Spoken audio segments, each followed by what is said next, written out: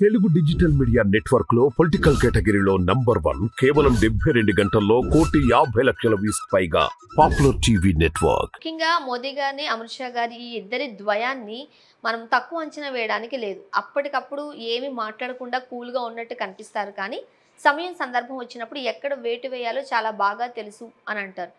ఆ వేటులో భాగమే ఈరోజు కేసీఆర్ గారి పరిస్థితి. భారత రాజకీయాలల్లో అనేక ఆటుపోట్లను చవిగొన్నోళ్ళు వాళ్ళిద్దరు. కాబట్టే ఇవాళ భారతదేశంలో వాళ్ళు మాట్లాడే మాటకు విలువ ఉంటుంది. కానీ కేసీఆర్ను కూడా తక్కువ అంచనా వేయడానికి వీలు లేదు. ఆయనకు ఈ పుత్రవాహ వ్యామోహం, కడుపున పుట్టిన వాళ్ళ మీద ఉండే వ్యామోహం ఏదైతే ఉన్నదో ఆయనను ఈ దశకు తీసుకొచ్చిందనేది నా అభిప్రాయం. పోతే పోరాటంలో ఉన్న వ్యక్తులను మరవడం కరెక్ట్ కాదు. పోరాటంలో ఉన్న వ్యక్తులను కూడా ఆయన సాచర్యంలో ఉంచుకుంటే ఇంత దెబ్బ తాకేది కాదు.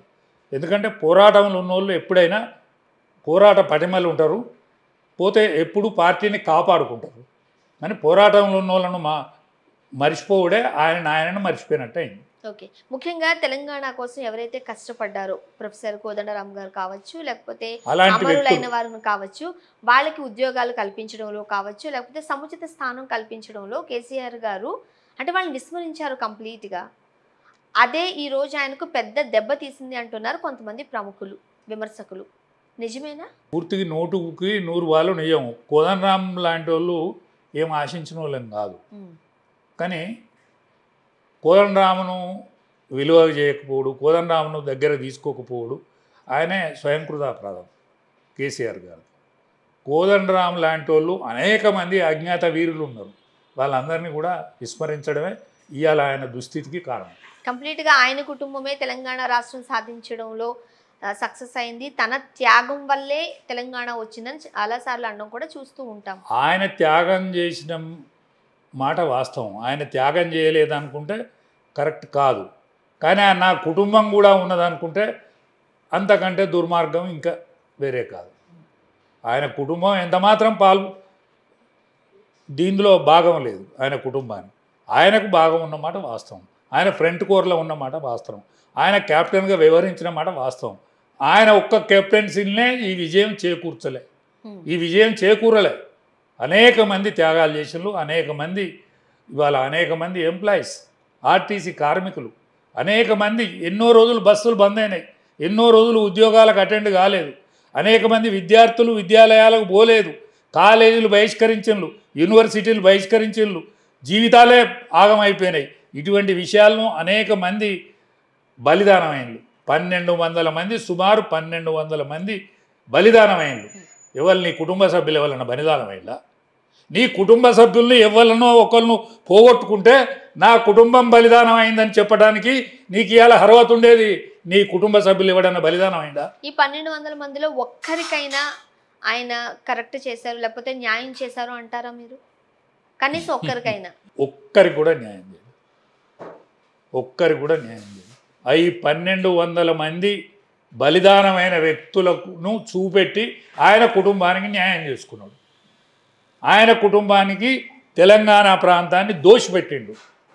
ఇదే ఆయనను ఇవాళ బాధకు గురి చేస్తుంది. ఇంకా బాధపడే రోజులున్నాయి కేసీఆర్ గారు, ఇంకా బాధపడే రోజులున్నాయి. బాధపడి ఏడ్చినా కూడా ఆయన కళ్ళ నీళ్ళు తూడిచే మనిషి కూడా ఉంటాడు ఆయనకు. ఆయన స్వయంగా ఏ కడుపు కోసం అయితే, ఆయన కడుపులో పుట్టిన వాళ్ళు సుఖపడాలనుకుంటాలో వాళ్ళు కూడా ఆయన కన్నీళ్ళు తుడిచేటువంటి పరిస్థితి ఉండదు. వాళ్ళు కూడా ఆయన దగ్గరికి వచ్చే పరిస్థితి ఉండదు. ఎందుకంటే తెలంగాణకు ఎంతైతే న్యాయం జరిగిందో అంత అన్యాయం జరిగింది. కాబట్టి కేసీఆర్ గారు ఇబ్బడి ముబ్బడిగా అనుభవించేది ఇక ముందున్నది. ముఖ్యంగా చాలా సంవత్సరాలు కేసీఆర్ గారితో చాలా సహచర్యంగా ఉన్న రాజయ్య యాదవ్ గారికి, లేదు అని అంటే కేటీఆర్ గారికి అరంగేట్రం చేపించిన రాజయ్య యాదవ్ గారికి ఎంతవరకు న్యాయం జరిగిందనొచ్చు? ఏం చెప్తారు పర్సనల్గా? న్యాయం జరగకుండా అన్యాయం కూడా జరిగింది కదా. న్యాయం జరగకుండా అన్యాయం కూడా జరిగింది కదా అంటారు. ఎటువంటి అన్యాయం జరిగింది? కేసీఆర్ని విమర్శించి మాట్లాడవలసిన దుస్థితి అంటే ఇది అన్యాయం కదా. ఇవాళ కేసీఆర్ నిజ స్వరూపాన్ని చెప్పవలసినది నా నోటితో చెప్పుడే అయితే ఇంతకంటే అన్యాయం ఏమున్నది? ఇదే అన్యాయం. కేసీఆర్ తోటి సాహచర్యంలో కూర్చొని అనేక సంవత్సరాలు 21 సంవత్సరం ఆయనతో గడిపి ఒక 15 సంవత్సరాలు ఉద్యమంలో ఉండి ఎక్కడికంటే అక్కడి తిరిగి తెలంగాణలో అన్ని జిల్లాలు కూడా తిరిగి ఇవాళ కేసీఆర్ కొడుకును నేను అరంగేట్ర మీటింగ్ చేసి కేసీఆర్ బిడ్డను కుటుంబంలో నేను ఒక కుటుంబ సభ్యునిగా ఉండి వాళ్ళను విమర్శించవలసిన దుస్థితి ఏంటంటే అంతకంటే ఇంకేం కావాలి నాకు? ఇది దుస్థితే కదా. వాళ్ళ కూరగాయ నారగాయలు వేయించి వాళ్ళ యొక్క గొప్పతనాన్ని చెప్పవలసింది పోయి వాళ్ళకు ఉన్న తప్పులు వేయించి చెప్పాల్సిన పరిస్థితి నిర్మాణం అయిందంటే ఇంతకంటే దుస్థితి ఏం కావాలి నాకు? ఇంతకంటే అన్యాయం ఏం కావాలి? ఇది అన్యాయమే కదా. నా నోటితో నా చెప్పుడు ఇది అన్యాయమే కదా నాకు. అంతకంటే ఏం అన్యాయం కావాలి నాకు? ఇప్పుడు నాకు ఆయన పదవులు ఇచ్చిండా ఇయ్యలే, ఎమ్మెల్సీ చేసిండా అవకాశం ఉంటే చేయలే, రాజ్యసభకు పంపిండా రాజ్యసభకు నేను రాజ్యసభకు పోవాలి, విజయశాంతి పోయినప్పుడు నేను పార్లమెంటు పోవాలి, నన్ను పార్లమెంటు సభ్యునిగా అనౌన్స్ చేసిండు, నన్ను రాజ్యసభ పంపే మనిషిగా అనౌన్స్ చేసిండు, ఎమ్మెల్సీగా పంపే మనిషిగా అనౌన్స్ చేసిండు.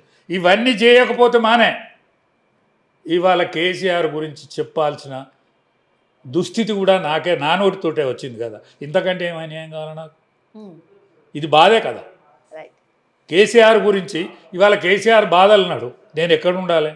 కేసీఆర్ గారు పక్కన ఉండాలి. అటువంటిది కేసీఆర్ గురించి ఒక దుస్థితి మాట మాట్లాడతానంటే ఎంత బాధకరం చెప్పండి. ఒక ఆయన యొక్క ఔన్నత్యం గురించి ఆయనకు ధైర్యం చెప్పే ముచ్చట పోయి ఆయన యొక్క అధైర్యం ముచ్చట కోసం మాట్లాడతానంటే ఇంతకంటే దౌర్భాగ్యం ఏమున్నది? నాకంటే దౌర్భాగ్యుడు ఎవడున్నాడు? మీలాంటి వాళ్ళను చాలా దూరం చేసుకోవడం వల్లే ఈ రోజు కేసీఆర్ గారు లోపల మదన పడే పరిస్థితి వచ్చింది అని అంటున్నారా? ఆయన మదన పడతాడా పడతలేడా అనేది వేరే ముచ్చట. నేనైతే మదన పడతాను. ఆయన మదన పడతలేడా వేరే ముచ్చట. కానీ కేసీఆర్ మేము పెరిగిన పార్టీ, మేము పెంచిన పార్టీ, ఈ దుస్థితిని మాకన్నా ముందటమే చూడడం ఒక దురదృష్టం.